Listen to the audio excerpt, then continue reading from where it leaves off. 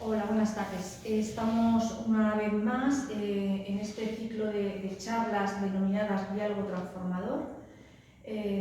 Fundación Familia, que somos un organismo que prestamos apoyos a enfermos mentales dictaminados judicialmente y de la mano de la Escuela de Participación Ciudadana del Ayuntamiento de Albacete. Esta tarde vamos a hablar sobre el vomiting, una forma nueva de trastorno alimentario, y nos va a explicar en qué consiste Francisco del Rey, que es el psicólogo de Fundación y quien está a mi izquierda. Tiene una gran trayectoria profesional, tanto en el ámbito de la salud mental como en otras facetas de la psicología, y seguro que hoy nos va a ilustrar sobre este tema tan interesante. Adelante. Sin más preámbulos, os dejo con Francisco. ¿Cómo queramos? Hola, buenas tardes. Soy Francisco del Rey García, psicólogo de Fundación Familia. Es la primera vez que voy a colaborar en este espacio de participación ciudadana. Y bueno, antes de nada, pensé que a la hora de preparar o ofrecer algún tema para la ciudadanía que pudiera resultar de utilidad o de relevancia, suponía que iba a ser un poco en torno al colectivo al que desde Fundación Familia nos venimos dedicando nuestra labor, ¿no? Que es el no fácil ámbito de la enfermedad mental. Y también en no pocos casos se añade la problemática de los problemas de adicción, con lo cual suelen ser trastornos duales y complican mucho más la situación. Cuando yo me enteré que bueno, pues podía abrirme un poquito, elegir un tema que resultara de interés para los ciudadanos y ciudadanas a través de esta ventana y poder darle la mayor visibilidad posible, pues nada, en un poco tiempo pensé en un tipo de trastorno de alimentación que ahora parece que está un poco de moda, ¿no? Ahora con esto de los términos en inglés, parece como que el denominar a un determinado trastorno o enfermedad o el término en inglés parece como que suena de otra forma, pero bueno, desde hace unos años viene siendo así. Y al igual que pasa con otros colectivos de enfermedad mental, estamos viendo en las calles personas relativamente jóvenes con un determinado trastorno mental que bueno, parecen no adecuarse o adaptarse a los centros o tratamientos que hay a disposición de ellos. Cuando pienso que bueno, a veces son los centros los que tienen que adaptarse, pero yo en realidad pensé en hablar de un tipo, como digo, de trastorno de alimentación, que es vomiting. ¿Qué es el vomiting? Es un síndrome del vómito, o vomitando, bueno, se tradujese como se quiera. Pero el compromiso que teníamos hoy era hablar un poco de ese tipo de trastorno de alimentación. Antes de continuar, sí que me parecía conveniente, a nivel recordatorio, mencionar lo que viene a ser la anorexia o la bulimia, que son los trastornos estrella de los trastornos alimentarios. La anorexia, como todos sabemos, es la restricción muy extrema de la ingesta de alimentos y seguidamente o bien de hacer ejercicio intenso o de recurrir al vómito provocado con la finalidad de no ganar ese peso, de no aumentar peso. La bulimia, de la misma forma, se recurren al atracón, digamos, porque saben que luego pues, se va a compensar de alguna forma a través del vómito. Vamos a ver.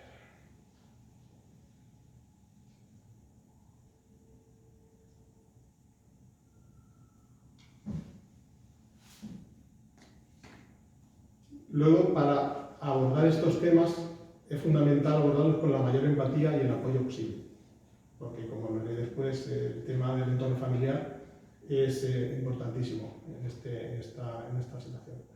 Y ya entramos en lo que es el vomiting, que como decía es el síndrome, pero por marcar una diferencia con respecto a lo que son los otros trastornos, anorexia o bulimia, que persiguen, tienen la finalidad compensatoria de no ganar ese peso, de alguna forma, recurriendo a ciertas estrategias.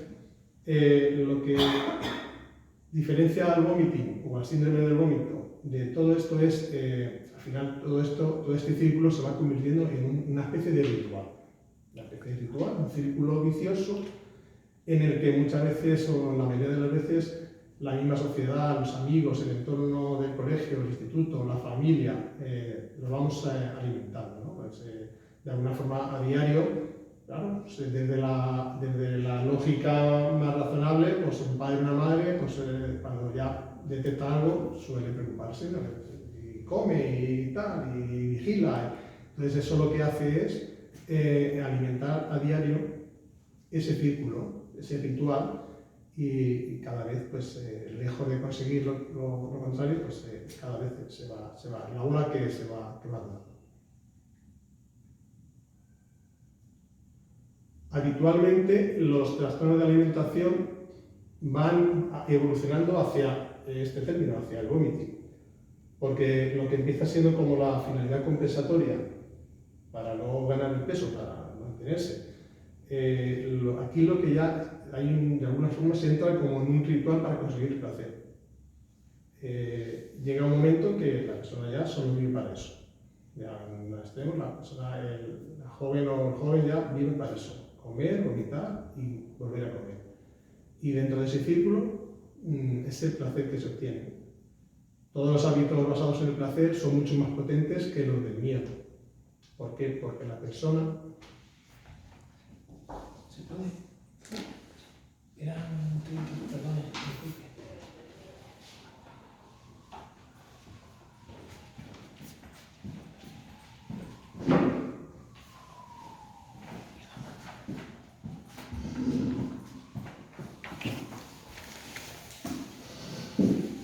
Y como digo, pues se va evolucionando hacia lo que es el vomiting, que lo definimos en lo anterior como una compulsión pura basada en el placer, en la obtención de ese placer.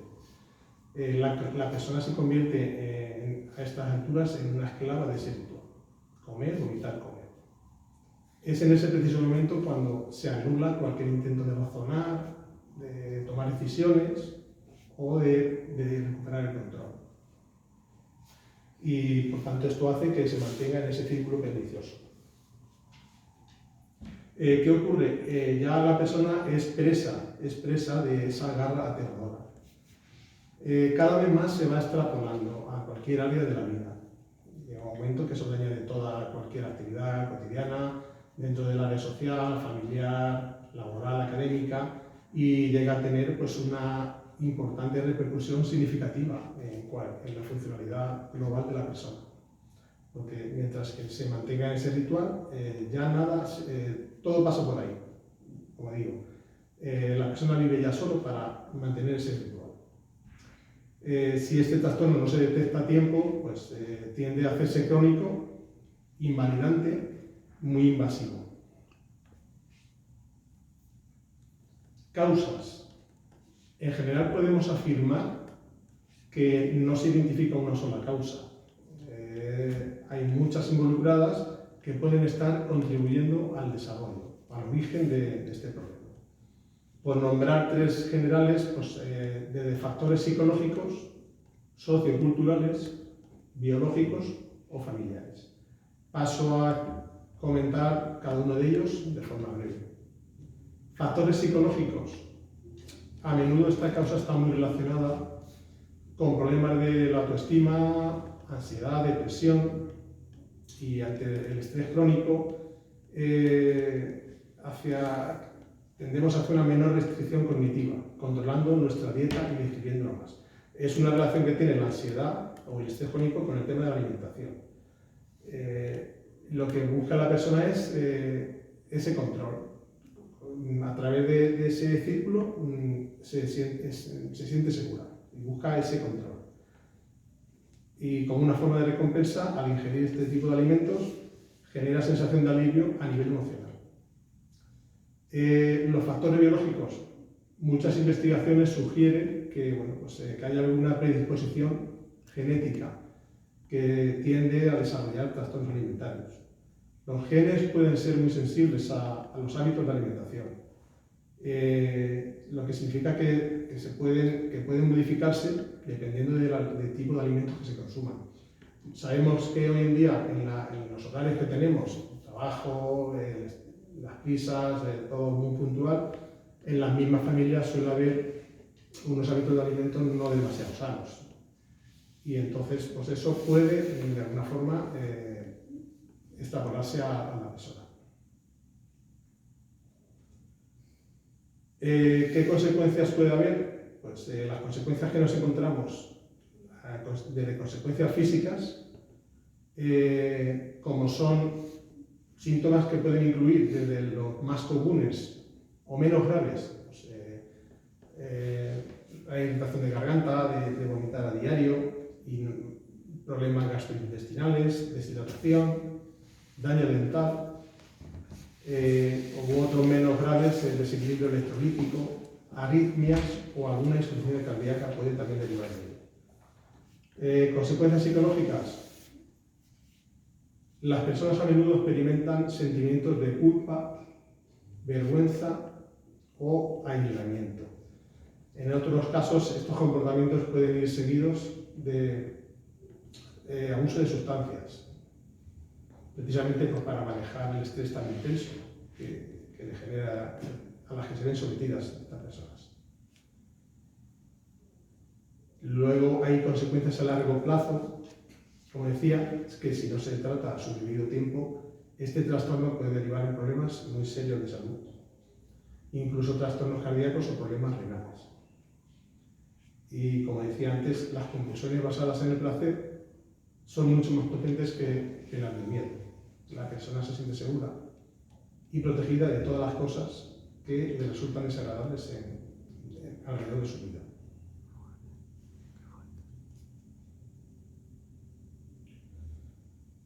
Hay una serie de síntomas, signos y síntomas, como son algunos comportamientos que podemos observar y por tanto se sospecha de vómito.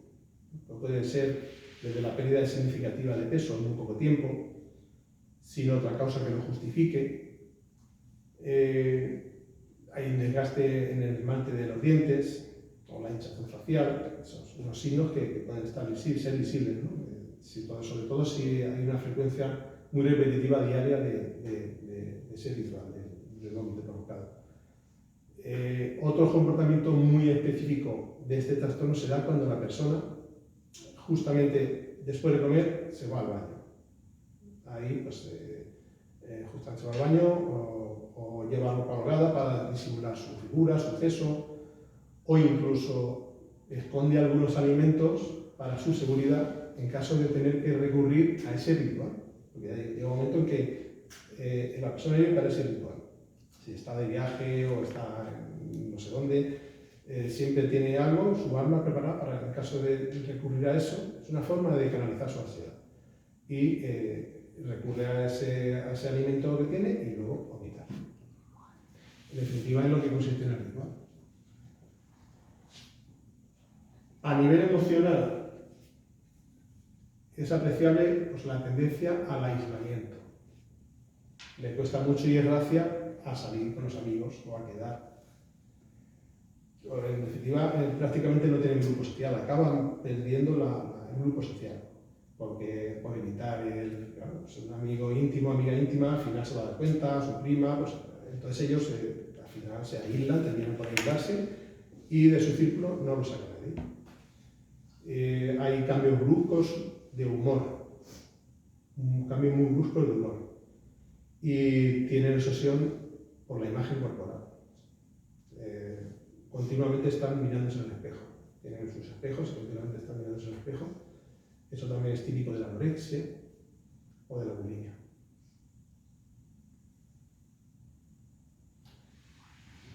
Entramos a la prevención y el tratamiento. A lo mejor voy un poco rápido, pero antes de nada hay que hacer énfasis en la tremenda importancia que tiene la atención temprana, la intervención temprana. Cuanto antes se detecte el vomiting, mayores serán las posibilidades de que haya una recuperación. Los fármacos que más se están utilizando o se han utilizado son los antidepresivos. Y no solo aquí, sino también en la bulimia o en cualquier trastorno de atraco. En especial dentro de los antidepresivos, en especial los inhibidores selectivos de la recaptación de serotonina. Explicar esto de una forma muy breve. La recaptación de serotonina.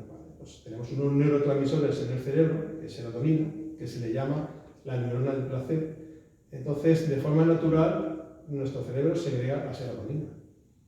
Pero el impulso nervioso en la sinapsis, a la hora de hacer esa conexión, hay un sistema que recapta. La recaptación no es otra cosa que lo que sobra lo vuelve a recuperar. O sea, no doy así porque sí, nos da lo que necesitamos, ni más ni menos. Y esa recaptación se encarga de eso. Estos antidepresivos lo que evitan es esa recaptación, con lo cual permiten que el neurotransmisor admita más. De alguna forma, pues, ¿vale? Conectan más y esa forma. ¿Por qué? Porque necesitan más serotonina.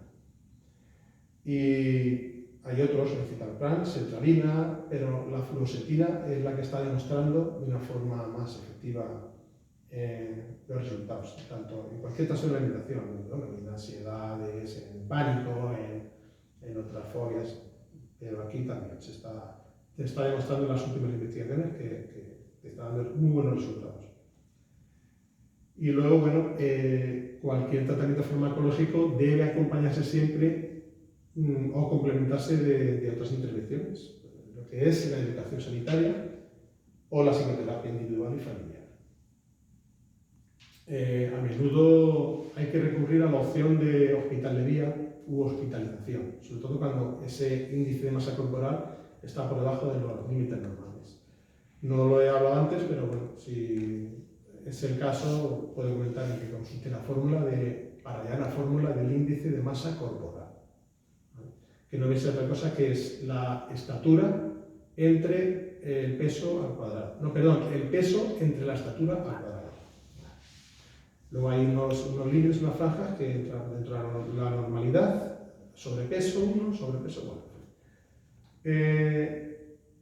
Cuando no se garantizan los cuidados a través del trastorno del tratamiento ambulatorio, pues hay que recurrir a veces a la hospitalización para recuperar ese peso. Dentro de los tratamientos psicológicos, pues, existen diversas modalidades de terapia, desde la cognitivo-conductual o la terapia familiar. Como decía antes, aquí la terapia familiar está funcionando muy bien porque trabaja con el entorno familiar. La terapia sistémica, el apoyo grupal o la terapia breve estratégica o centrada en soluciones, que también están dando muy buenos resultados y no se conocen demasiado.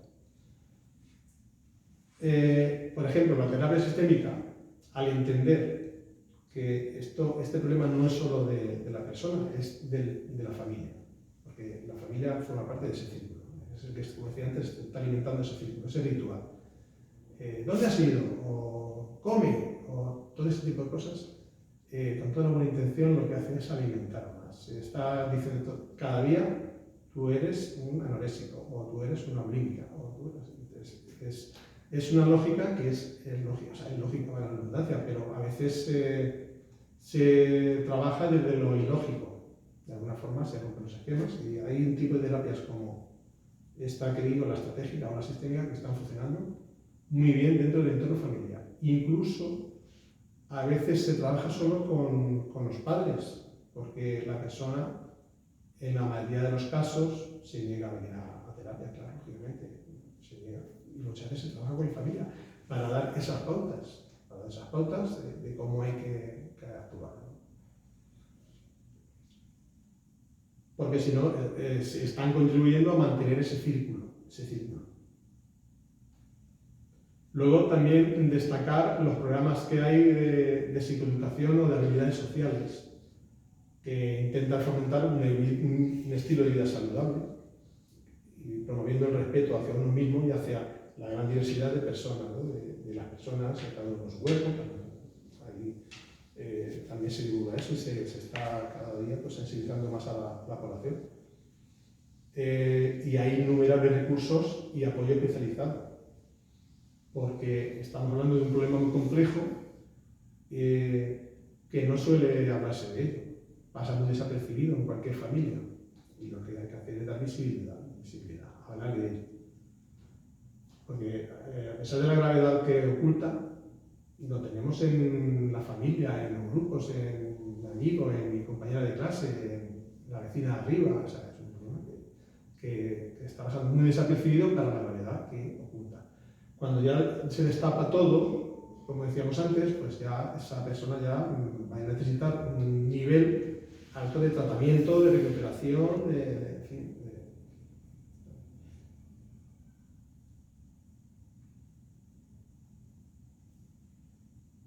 Y bueno, pues un poco a modo de conclusión, dentro del contexto de lo que son los trastornos alimentarios, nos puede permitir comprender la complejidad de este fenómeno.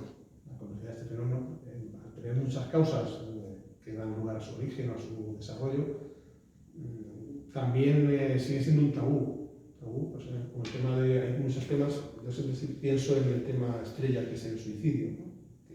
A lo mejor otro día lo preparamos. Nadie habla de ello, por desconocimiento, por miedo, por desconfianza, porque si hablo de ello pienso que voy a estropearlo todo, que la persona va a ejecutar su intención. No, hay que hablarlo siempre en el colegio, en el instituto, en la familia en general, hay que hablarlo. Luego también hemos aprendido que en el caso de estos trastornos, como digo, lo que consiste el ritual del vomiting, el vómito, se utiliza sobre todo es como un mecanismo de control. La persona es un mecanismo de control, siempre recurre a eso. En cualquier momento del día, como se va extrapolando cada vez más, yo recurro a mí y es como mejor me siento seguro. Y como respuesta también a la presión social que hay hoy en día en la sociedad con el tema de las modelos, de los cuerpos perfectos. Eso también está contribuyendo bastante a que las personas pues, exageren su problema. Y por supuesto la problemática pues, hay que tratarla con mucha sensibilidad, pero para hacerlo necesitamos la información básica, al menos conocer un poquito todos estos procesos, hijos que llevan consigo todo esto. No vale decir, si yo digo que coma, pero no come, o yo digo esto, no. Y lo que se produce es el efecto contrario. La alta tensión familiar, por el hecho de decirle esto o lo otro, y entonces lo que ese ritual, esa garra aterradora, como yo la he bautizado, sigue encabezando la lista.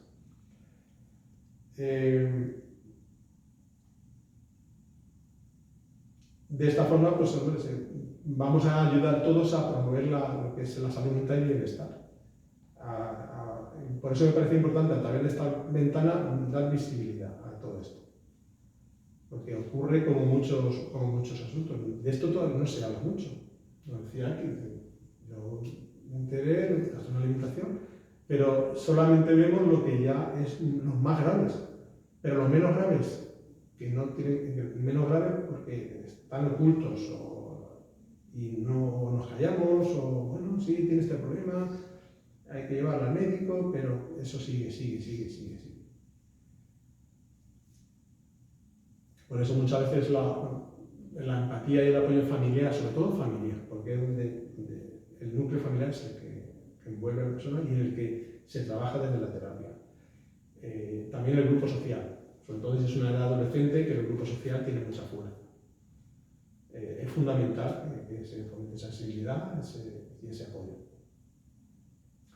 Y bueno, si bien el concepto de vómito puede ser un tema difícil de tratar, precisamente es lo que hay que hacer, hablar sobre él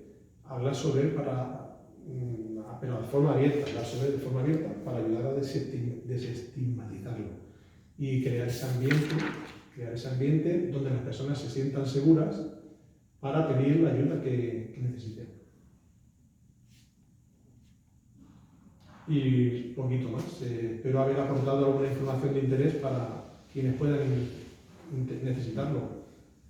Hay mucha información por internet, pero hay que buscarla con cautela, siempre con fuentes fiables, o recurrir a la no poca bibliografía que hay disponible para ello. Y por mi parte, gracias. Vale. Una pregunta que me ha llamado mucho la atención. Entonces, si no lo he entendido mal, el vomiting no es como, por ejemplo, la bulimia. Tengo entendido que la bulimia es que te atraca de comer porque te entra la ansiedad y comes, y luego como te sientes mal por haber comido, vomitas como para decir, ay, ya, no pasa nada, si no engordo. En cambio, el vomiting es para sentir placer. Sí, empieza siendo o sea, no vomitas como la consecuencia de un atracón, sino que a lo mejor comes poco, pero no así. Primero se empieza con la finalidad compensatoria. Es decir, como yo sé que luego me voy a quitar esas calorías, pero claro, no es más complicado de lo que parece. Ya no solo he consumido 500 calorías y las voy a echar, ¿no? Ahí entra también los múltiples factores que comentábamos antes. La relación de la comida con la ansiedad, con el pánico, con la tensión que hay en la familia, el alto criticismo, la alta exigencia, ¿no? Pues, todo eso son factores que están contribuyendo a todo eso y al final se forma esa armadura. Es una armadura de doble filo, como digo yo. O sea, la persona se siente protegida de esa armadura, pero llega un momento que ya no puede escaparse de esa armadura, ya se ve condenada a vivir dentro de esa armadura. Y ese es su centro. Por lo que me dices, lo que se empieza siendo una finalidad compensatoria, va poco a poco tanto la bulimia como la anorexia van evolucionando hacia lo que es este nuevo sistema, el vomiting, que es el síndrome del vómito, pero porque ya se está formalizando todo en ese ciclo de placer. Es ese ciclo de placer. O sea, ya el objetivo ya no es voy a vomitar para ganar, para no aumentar el peso, es porque ya necesito eso.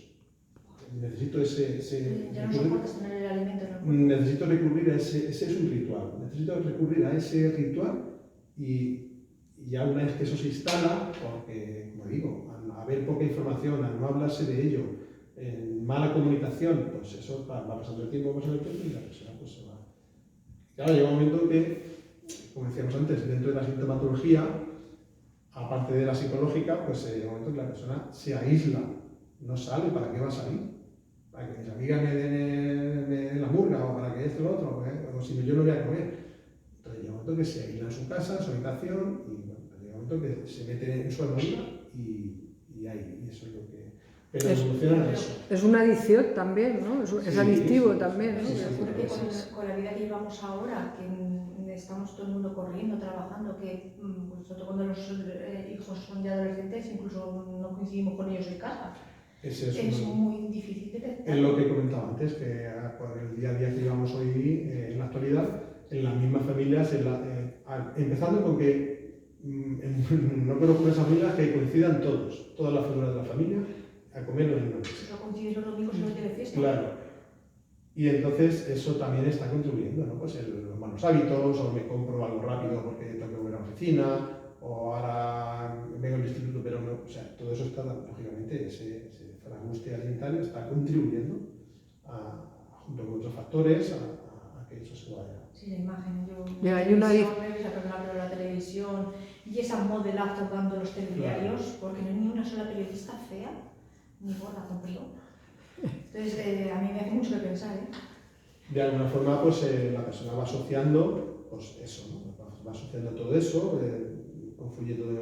Llega un momento que ya en cualquier área de su vida se adueña de eso, y ya lo más extremo es vive para eso solamente.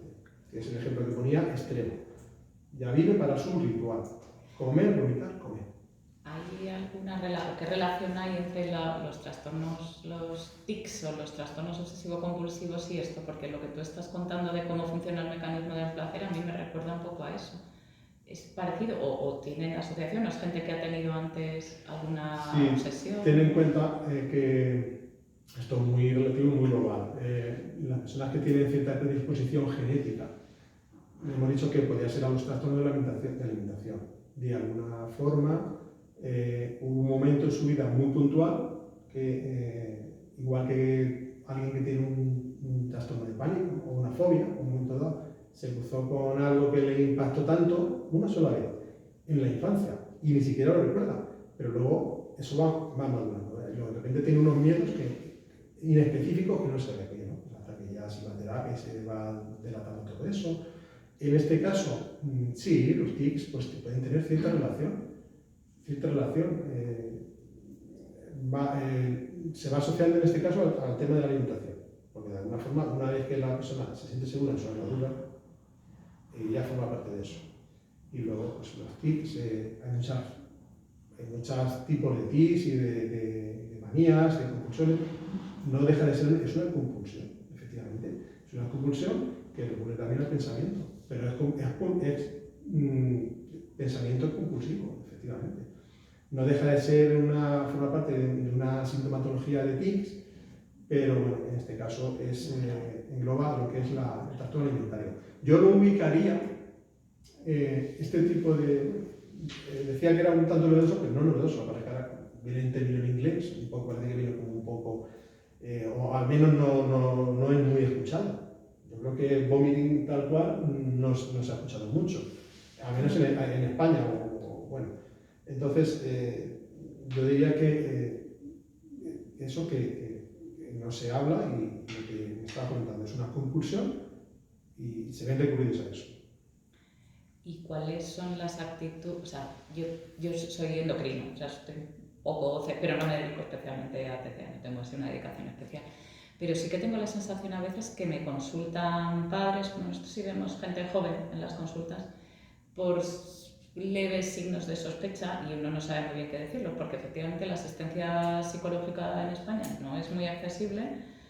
Los casos graves siempre tienen asistencia, pero los casos más leves a veces se quedan menos asistidos.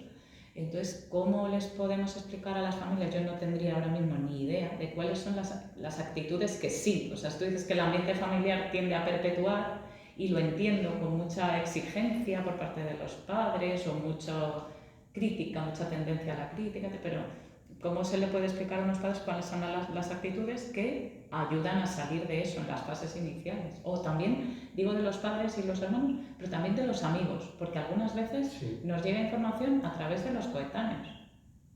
Los que sospechan son los amigos. Entonces, ¿qué actitudes se pueden tener para ayudar a la persona a salir de ahí? Aparte de que consulte, que esa ya la sé, que consulte, pero muchas veces no quieren, y no quieren porque no se ven tan mal al principio. ¿Qué otras cosas podemos hacer para ayudar? El grupo social hace mucha fuerza. De nada sirve trabajar con las familias, con los padres, y luego te lo están desarmando del grupo social, ¿no? Que tiene tantísima fuerza en este tema. Pero, por decirlo así, cuando hay ya gravedad ya un poco, ya que ya va siendo más notable, la persona se va dejando ya de una forma, que ya no sale, cuando no sale, sí que es verdad que ahora pues, se comunican con muchísimo viaje para que no es que esté desconectada, pero no sale. Entonces, ahí yo he leído mucho, he estudiado mucho lo que decía, el tipo de... porque está lo cognitivo-conductual. Lo típico, vale, esfuerzo, no sé qué, premio, vale, sí, está bien. Pero hace unos años que se está utilizando un tipo de terapia centrada en soluciones, o la breve estratégica. Digo breve porque no tiene por qué ser de años y años de terapia, ¿no? Hay veces que incluso se trabaja con los padres, ¿no? Porque la persona en ese momento es totalmente racial. A ver, ¿qué se puede decir o qué pauta se puede decir a los amigos? Pues, hay veces que en vez de padres ir a un amigo o a una amiga, pues usted sabe, dice que se lleva bien o es íntima, sí, pues que venga, me gustaría que viniera. Claro, ahí no creo que haya problema porque entiendo que la gente, la familia, los amigos están con el fin de ayudarle, ¿no? Y harán lo que sea pues, para contribuir a ello. Entonces, bueno, pues el tipo de terapias no actúa con la lógica. Muchas veces, yo es que me gusta, esto tiene otra para contarlo, no actúa con la lógica. Porque, como digo, decirle no comas, hay una serie de estrategias, de estratagemas, de cosas que le rompen totalmente los esquemas. Por ejemplo, hay una estrategia que se llama con la cojuda del silencio. En casa no se habla de comida para nada. Son los padres, papás, yo soy la persona, yo la hermana y todo el mundo venga. Claro, es lo que espera la persona. Eso está diciendo que mira, yo soy Mónica, yo soy Mónica, ahora que comer y ella Mónica y todo el mundo pendiente. Esa tensión, no se habla para nada, nada. Sé que es difícil y muchas veces los padres o la familia se quedan pero está diciendo este hombre. Pero por eso cuando alguien va a esa terapia, amigo, amiga, sí que se le dice bien claro. Lo que voy a solicitar para poder ayudar a su hija o su hijo No va con la lógica. no va con la lógica y se van a quedar extrañados. Es importantísimo que mantengan el compromiso de hacerlo. Sé que resulta muy difícil. Tú estás viendo a una hija que no come día a día y que está así, resulta muy difícil callarte y como si no pasara nada. Pero eso con otras estrategias está funcionando. Incluso luego cuando ya entra la hija, oye, ya no tiene cubierto ni vaso, ¿no? ¿Para qué? Si tú no comes.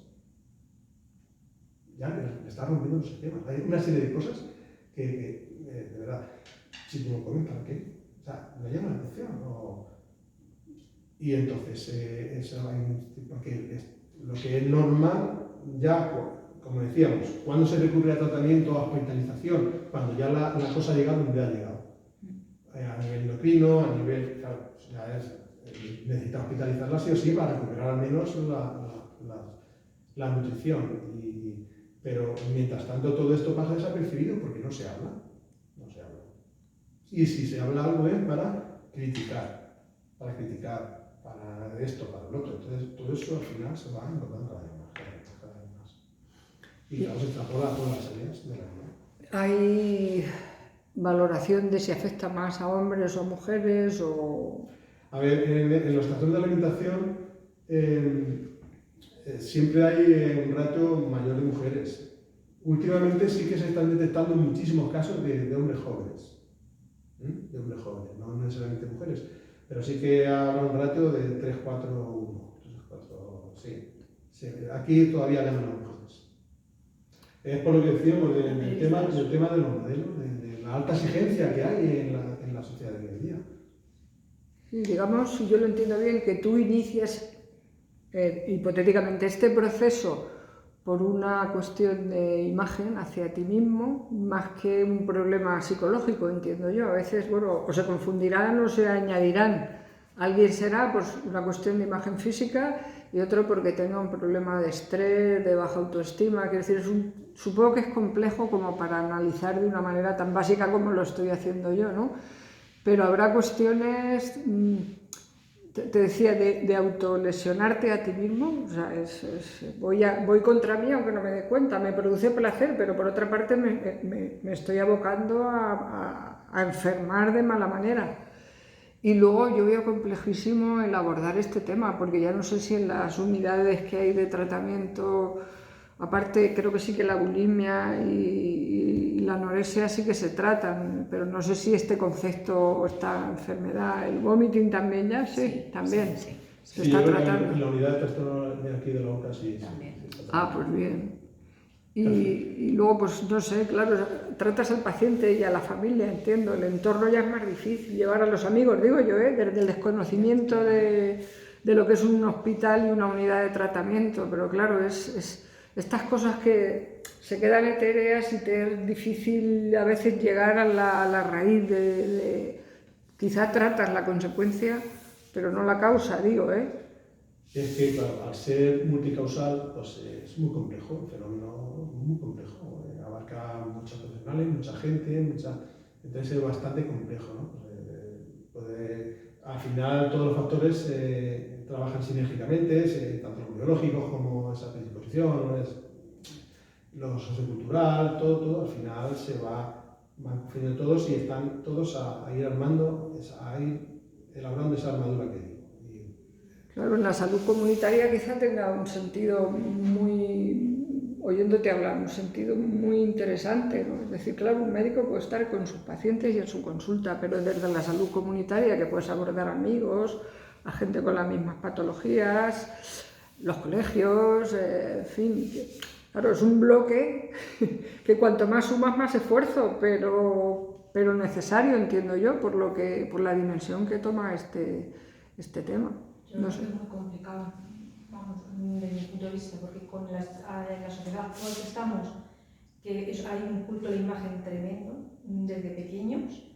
Es muy difícil que aunque tú en casa intentes meter unos valores y que la imagen no importa y vale, tu crío o tu cría va bien porque tú en casa no tienes educado, pero luego se va al colegio y ay que te sobra un kilo, ay que te sobran 2 kilos, te vas a la academia y lo mismo, al final te hacen meterte en esta bola que como no tengas una personalidad fuerte o tengas un pequeño problema de autoestima o algo, caes, pero seguro. Por eso la importancia de lo que es la educación sanitaria. O sea, que había que dar desde pequeños Y infantiles, charlas o algo en el colegio. sí, también a nivel preventivo. Con el tema de suicidio, pues, el tema preventivo. Ya pero luego, claro, pues están prácticamente muchísimas horas al día con los móviles, con el TikTok, esto, lo otro. Entonces, como dices, un comentario tan simple como que vas a engordar o esto, ¿no? Eso tiene que la persona estar ya informada que eso no le puede afectar, para nada, no le puede afectar. Porque, claro, vivimos hoy en una sociedad, estés donde estés, es una bomba dentro de los sitios, cualquier comentario que oigas o cualquier... Y quiero decir que la educación sanitaria, hay talleres, hay cosas que sí que pueden servir para prevenir ese tipo de cosas. Alguien que esté preparado para un momento dado un comentario, pero no afecta para nada.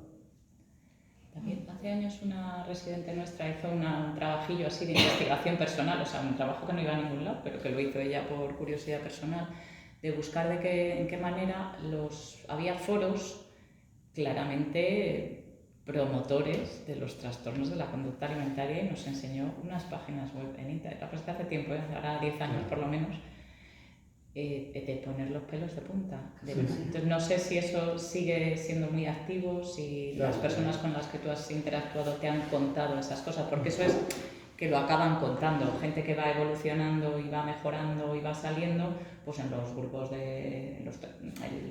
las sesiones grupales que hacen acaba saliendo. Entonces las terapeutas ocupacionales y las psicólogas pues sí que han ido recopilando un poco de información, pero no sé cómo estará eso ahora, si ha ido a más o ha ido a menos. Sí, no, por desgracia va más, casi información de cuándo es más efectivo vomitar, cosas de esas que ya se meten.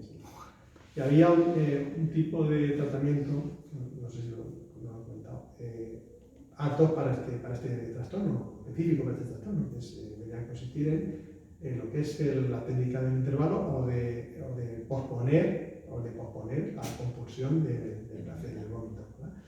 Consistía en que tú comes y sabes que vas a vomitar, pero hazlo no antes de 1 hora. Te pones una alarma, cuando suena la alarma, me voy a vomitar. Vomita el primer día, los primeros 2 días, la primera semana y llevas un buen. Pero de alguna forma, claro, esto lógicamente acompañado de las pautas familiares que ya han recibido de la terapia. De alguna forma, cuando pasan varias semanas, llega un momento en que ya, a ver, ¿cuántas veces has vomitado? Pues sí, me esperaba 1 hora, pero ya a la segunda semana llegué y como ya sentí que ya no tenía ganas de... Suena un poco fácil, pero esta terapia es la terapia centrada en soluciones. Estos son de los italianos, sí, Nardone. Bueno, yo he leído mucho últimamente y la verdad es que ofrece cada cosa que te quedas, sobre todo con las familias. Y es totalmente ilógico, muchas veces ilógico, hasta casos súper raros, y de ir psiquiatras o incluso médicos o gente así que tienen también ese problema, porque esto no habla de estatus social ni de edad, esto afecta a todo, ¿no? Y la verdad es que aquí lo menciono de pasada, pero si queréis documentaros está muy bien, el tema de centrar soluciones o la terapia breve estratégica, que otra ventaja que tiene, no tiene por qué ser una sesiones interminables. Hay veces que en 10 sesiones, eso sí, el único compromiso es seguir a rajatabla las instrucciones. Así, seguir a rajatabla, por muy raras o extramolejas que te parezcan. Y es la única forma que te puede garantizar que haya una curación, poco a poco.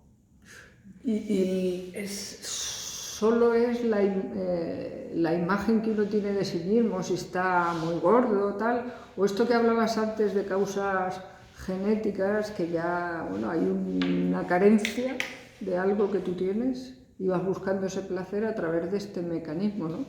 Que eso me llama la atención, si ha sido correcta mi interpretación. Y diré, ¿es baja autoestima la base principal de este tipo de comportamientos? Autoestima con la imagen. Bueno, ya has dicho que se convierte en un ritual y casi en un vicio adictivo, ¿no? Ya llega un momento en que ya no se inició de una manera y acaba de otra. Pero bueno, me llama la atención que igual genéticamente puede haber base y que a lo mejor haya alguna carencia neurológica de algún componente químico que uno no tenga en su cuerpo y que te lleve a esto. Y otra cuestión, y perdona que sume preguntas, yo siempre he tenido la sensación que los problemas alimentarios, por lo que sea, algunos derivan en el suicidio que hablabais. Hay gente... O en el abuso de sustancias, o en muchas cosas, porque hay gente que ya se ve tan sumamente abordado o abordada que llega un momento que no se le ocurre cualquier cosa. Es decir, que su mismo sin vivir, cuando están en esa armadura dentro de su habitación, ellos mismos pueden resistir porque a veces son conscientes de su problema. Son conscientes de su problema, entonces llega un momento que no pueden resistir eso, ¿no? Normalmente pues, se mantienen en su caparazón. Capa protectora, en su caparazón, y la gente que dice, no, que tengo 17 años, que voy a bachiller o voy a empezar una carrera, que tengo amigos, que la vida esté fuera, y eso, pues, sinérgicamente, pues están los factores psicológicos, al final, todo contribuye, al final va uno del otro. Esto es como yo digo, la sensación de cadena, ¿no? No salgo porque no me apetece salir y luego me veo que yo no soy capaz de salir, mientras el bajo ánimo, ahora mi madre viene, toca la puerta, que vamos a cenar, en fin, es que es un cúmulo de cosas, un sinfín, que todo esto pasan muchos años y es así, esa es la vida, ¿no? Esa es la vida, hasta que llega un momento en que... Pero sí, yo pienso que hay estudios, ensayos que se han hecho, que hay muchísima relación entre lo que es el estrés crónico, la ansiedad, muchos tipos de tic, o muchas fobias, o el pánico también, está muy relacionado con el tema de la comida. El tema de la alimentación, de la comida, está bastante asociado a muchos problemas psicológicos y físicos. Y claro, pues es una cadena que es muy compleja. Pues es un poco triste, un poco bastante. Real, diría yo. Por eso mismo, como decía antes, cuanto más se divulgue, más se hable, más se informe la gente, las familias, hay que hablarlo en los colegios, en todos los sitios, ¿no? Hay que hablarlo. Yo la verdad es que en eso como madre he visto que tanto en el colegio como en el instituto de mis hijos se ha trabajado en algún momento. Los orientadores han organizado actividades. Bueno, pues igual que se ha hablado de prevención del abuso de sustancias, se ha abordado. Pero porque, claro, cada día se están destapando más casos, más se están destapando. Que no digo que hay más, hay desde siempre, pero que cada día se están destapando mucho más. Cuando ya llega un momento que ya se destapa, pues los orientadores o el equipo de los docentes pues deciden intervenir al respecto y hacer un tipo de charlas para padres. Sí, aunque solo sea, como dices tú, hablar del tema. Bueno, pues vamos a hablar del tema. Sí, pero a mí me parece importante que desde pequeños lo conozcan. Porque luego cuando tú en casa lo hablas, muchas veces cuando son pequeños saben más caso de la calle que de casa. Entonces, por lo menos, oye, pues en el cole me lo han explicado, mi madre o mi padre no están tan mal, que es verdad. Es que si se prepara a un adolescente en ese sentido, cuando sea mayor le llegue un comentario de una compañera, hay que estar gordita, o que está la ropa justa, o que está lo otro, esa persona ya va a estar preparada, ¿no? Ya está de una forma de decir, eso no le va a afectar, la consecuencia no va a ser de repente dejar de comer, por eso es como todo, preventivo, informar y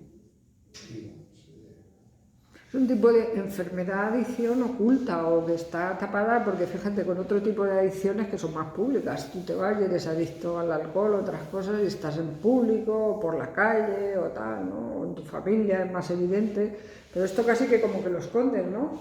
Entonces está oculto porque a mí me preguntas y digo, yo tengo referencias de gente de anorexia, bulimia, pero de esta circunstancia, claro que existe gente, pero no tengo noción. No, pero muchos síntomas pueden servir de sospecha para eso, ¿no? La persona que acaba de comer y enseguida se va al baño, que lo hace además de forma habitual, o que lleva la ropa, o sea, que tiene un tipo bien, bonito, normal, lleva ropa muy holgada, o recurre a otros signos, ya no síntomas, signos del mate dental o de la hinchazón, hay muchos signos que pues de sospecha. Pero a mí se me está ocurriendo una pregunta que seguro que es una barbaridad, pero ¿quién está más enfermo?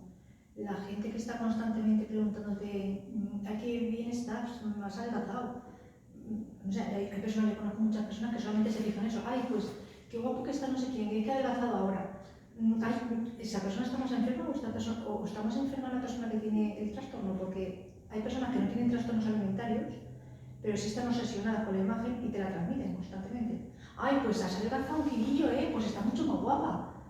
No, ay, pues, no, y al final, ayúdame a que caigas. claro, no por decir cuál está más enfermo, no. Simplemente, pues, son Ellos a lo cumplidos. mejor están sanos porque a ellos no les condiciona la vida. Son cumplidos. Pero la cumplidos. condicionan a otras personas, quiero decir. Claro, pero yo creo que tampoco son conscientes del daño que puede hacer eso, de lo que está alimentando o le puede suponer a la persona que se lo dice, se lo transmite. No deja de ser un cumplido, pero si realmente esa persona. Por eso es importantísimo que la persona alrededor de la gente alrededor de la persona pues, no se trate de. Claro. Mira, tu amiga Pepi es la que más quiere en que sepas que cada vez que le dices esto por cumplir, puede estar ayudando a que ella se agrave más su problema, ¿no? De no comer o de vomitar o de recurrir a esas estrategias que al final luego va a suponer un problema en su vida.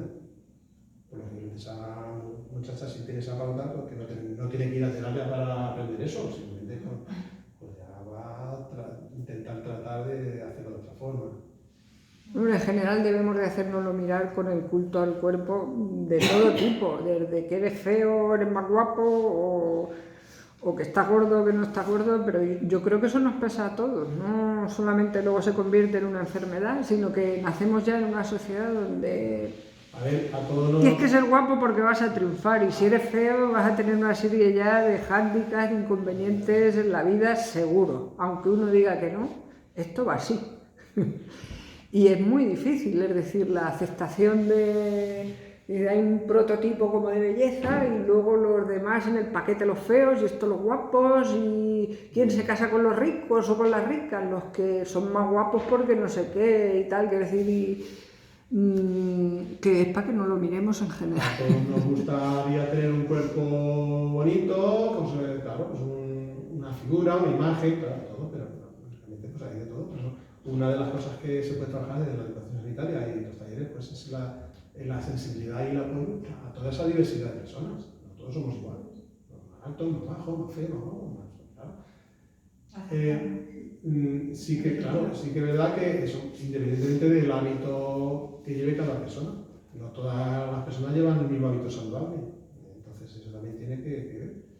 De la misma forma que en el alcoholismo hay gente que en una comida, en Navidad, pues dos cervezas, o un vino comiendo, o bebe algún licor, pero no llega más allá. Hay personas que tienden al alcoholismo, a ser alcohólicos. O sea que somos vulnerables, en global somos vulnerables a todos. Esa es la expresión, somos vulnerables. Es lo complejo. Pero, ¿qué podemos hacer mientras tanto? Pues cuanta más información, mucho mejor. Porque al estar informado vas a prevenir muchas cosas. Comenzando por la amiga o compañera de clase. Lo hablamos tú y yo al principio, antes de iniciar esto, y es que estos temas que debieran formar parte de la cultura como ciudadanos que somos, y y más en el diálogo constante, ¿no? Es decir, que vamos más a distraernos que a formarnos, a tener herramientas para en general muchas cosas, pero entre ellas esta, ¿no? Y es verdad que deberíamos de ir extendiendo estos foros, lo que dice ella, en los institutos, en los colegios, en pues, la salud comunitaria, en los hospitales quizá. Fíjate que, claro, esto que voy a decir igual es una locura, pero dices, en un hospital, supongo que habrá charlas, yo no lo sé. No. Para el Sí. público. No. Pero dices, ¿por qué un hospital no es un espacio de salud común? Donde uno pueda ir y decir, oye, hay charlas los jueves, ¿de qué? De esto y tal. Y eso está pagado, quiero decir, que es que no es que, sino que el profesional que tú tengas, pues tal, y está haciendo prevención, salud para la comunidad.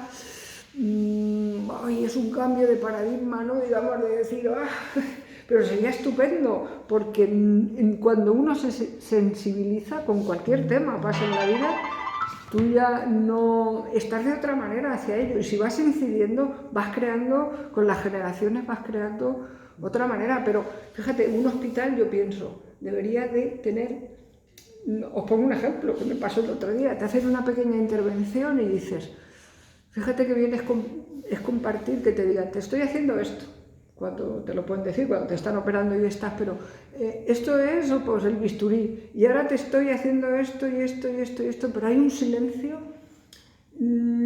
que no digo que sea bueno ni malo, pero compartir más el qué te hago, con qué te trato, con esa humanización, no es humanización, es didáctica de lo que se hace, y esos silencios los guardamos y dices, extendamos más esto. Si en general, si vamos creando esa pequeña cultura, somos ignorantes los que no formamos parte del ámbito médico, pero si tú vas extendiendo eso, pues pijo, estupendo. Yo el otro día con mi médico de cabecera hablaba de cosas que me decía, claro, es que igual al final, Carmen, tú tienes como dos cerebros, uno aquí y otro en el intestino, por otros problemas. Y dices, y es que lleva razón. Pero me hablaba de cosas que no tienen que ver solo, tómate estas pastillas y tira para tu casa, sino me decía, tira por aquí, que a lo mejor te pasa eso, te pones nerviosa en determinadas circunstancias y tal, y qué gusto te da, porque yo lo entiendo y me hace pensar, digo, ostras, pues lleva razón, me está abriendo una ventana que yo no tenía. Te da lugar luego a esa introspección y de repente se te enciende luego una bombilla. Ahora que a lo mejor no lo descubres en ese momento, pero a cabo de 2 meses dices, es verdad, lo que me dijo mi médico, lo que me dijo no sé quién, ahora lo comprendo porque lo que me decía, y ahora lo he puesto a prueba, claro. Entonces, es lo que decía, a veces pues el callarte, ocultar las cosas, solo sirve para más de lo mismo, ¿no? Pues al final la persona, pero no hablamos muchas veces, en el suicidio pasa igual, pues fíjate qué gravedad, en el suicidio. No hablamos por miedo, porque no todo el mundo ganado, oye, que hablamos, y además naturalizarlo. Tú has tomado una decisión, tú tienes una decisión de que te quieres quitar la vida. ¿Qué razones tienes? Bueno, pues no sé. Piensa primero qué decisiones y esa decisión merece la pena, pero hablarlo de alguna forma. Cuando si omites todo eso, la persona al revés, así es como si que estás a veces ayudando a que, pues se nota que yo soy un don nadie. Si yo quiero que estoy pensando en todo eso y no habla nadie aquí, no habla nadie. Entonces de repente, ¿sabes? Que no suele pasar, al final puede ser llamada la atención o no, hasta cierto punto, pero hay que hablar más con algo. Y aquí pasa lo mismo. En el momento que alguien, padre, madre, amigo, primo, tía, abuelo, quiera imponer, o lo digo de otra forma, la persona perciba que alguien quiere imponer lo que tiene que hacer, ya no hemos ido a ningún lado. Eso lo que hace es totalmente lo contrario. Una de estas intervenciones que te decía yo, lo que hace es eso, ¿no? No necesito saber el origen de tu problema. Vamos a basarnos en la solución. Para eso tienes que seguir una serie de pautas que yo, por muy raras que te parezcan, te voy a decir, ¿no? Y ya está. Y no tienes por qué... Bueno, esto, a lo mejor en ese momento este tío me ha mandado y me gasto yo el dinero, pero cuando pasa una semana, si tú sigues eso, 2 semanas, ¿no? Hay algo que va a cambiar, ¿no? Que es una de las formas que tienes para salir de ese ciclo, de romper ese ciclo familiar, sistémico, familiar. Porque las personas tendemos al hedonismo, al placer, y es lo que más fuerza tiene. y lo asociamos a cualquier tipo de cosa, malo, bueno, peor. En el momento que las personas, como decías, tendemos a autolesiones, bueno, pues que digamos, el intento de suicidio, la versión más extrema de la autolesión, ¿no? Y aquí igual, llega un momento que ya es un ritual. Vomite es un ritual, ya no. Porque a mí, si yo sé perfectamente que no me sobran kilos, que estoy incluso por debajo de mi IMC, pero yo necesito recurrir a ese ritual. Y es muy difícil el tratar de imponer, no. Tiene que descubrirlo la persona por sí misma. Cuando llega 2 semanas sin esa casa y no ve que tiene su cubierto, su vaso, su tenedor, y todo eso no viene así. ¿Tú no comes? Si tú no comes, claro, cualquier padre, cualquier madre, seguir esa pauta es un tanto muy difícil, ¿eh?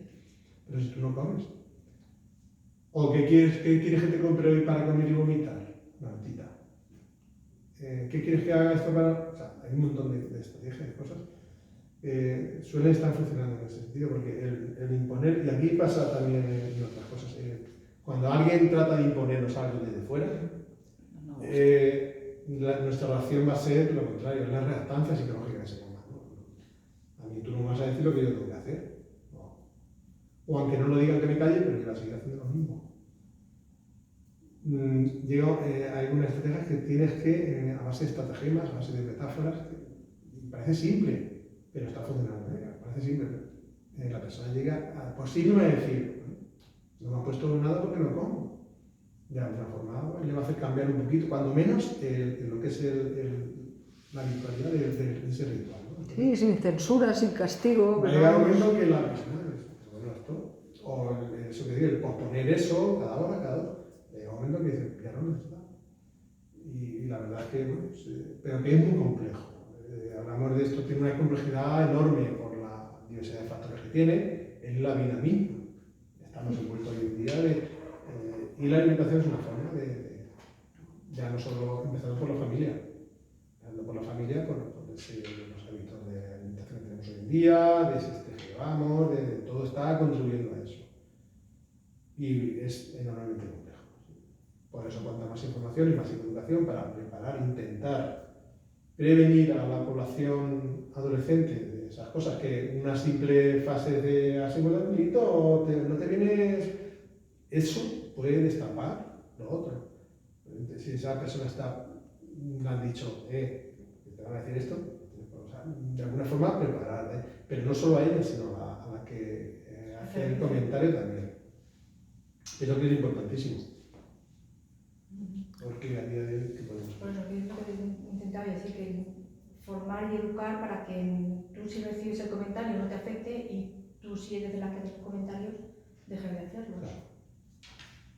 Yo pienso que la mayoría de veces las personas no son conscientes de lo que muchas veces soltamos, ¿no? Si fuéramos conscientes muchas veces de la consecuencia de eso, la repercusión que puede tener, ya yo creo que nos caeríamos. O diríamos otra cosa. ¿No? Un simple cumplido, va, pero al final puede destapar una consecuencia mayor. Pues nada. Pues si ya no hay más preguntas, damos por tratado el tema muy interesante y totalmente desconocido, por lo menos para mí. Y nada, invitaros a la próxima charla, que será en enero, ya cuando pasen las fechas navideñas. Y esta va a ser sobre la prevención de adicciones con sustancias. Va a ser algo más práctico, lo va a impartir nuestra compañera educadora social, Rebeca. Y va a ir, este sí que va un poco más enfocado a personas jóvenes por la temática, es como un taller, les ayudará a identificar cuando tienen problemas y cómo solucionarlos. ¿Lo haréis con el Centro Juventud al final? Sí, va a colaborar el Centro Juventud con nosotros. Tenemos que cerrar la fecha y el lugar, y porque estamos ahí cuadrando distintas agendas, pero es en colaboración los tres: Escuela de Participación Ciudadana, Fundación Familia y Centro de Juventud. Vale, pues nada, continuemos trabajando por esto. Muchas gracias. Muy bien, pues muchas gracias.